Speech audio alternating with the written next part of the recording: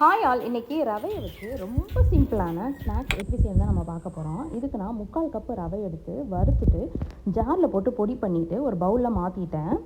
இதோட தேவையான அளவு உப்பு, 3/4 டீஸ்பூன் மிளகாத்தூள், 1/2 டீஸ்பூன் மஞ்சள் தூள், கருவேப்பிலை நல்லா கிள்ளி போட்டுட்டு சப்பாத்திக்கு மாவு பண்ணிடுறப்பல கொஞ்சம் கொஞ்சமாக தண்ணி ஊற்றி பிணைஞ்சிட்டேன். அதுக்கப்புறம் 1/4 டீஸ்பூன் சீரகமும் குழிக்கண்டியில் 1/4 குழிக்கண்டி அளவு எண்ணெயும் ஊற்றி அதை பிணைஞ்சிட்டு ஒரு 20 நிமிஷம் ஊற வச்சுட்டேன்.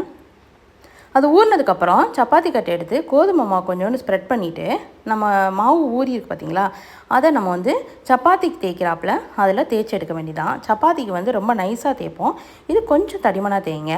இது தேய்ச்சதுக்கப்புறம் கத்தியில் 2 சைடு நீள்வாக்கில் கட் பண்ணுங்கள்.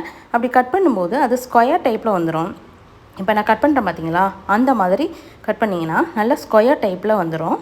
இதை தனியாக ஒரு பிளேட்டில் மாற்றிட்டு இதுக்கப்புறம் ஸ்டவ் ஆன் பண்ணி கடாய் வச்சுட்டு எண்ணெய் ஊற்றி எண்ணெய் காஞ்சதுக்கப்புறம் நம்ம இந்த மாதிரி கட் பண்ணி வச்சுருக்கதை போட்டு பொரிச்செடுங்க. அவ்வளோதான், ரொம்ப சிம்பிள். இது நல்லா கிறிஸ்பியாக இருக்கும், டேஸ்ட்டாக இருக்கும்.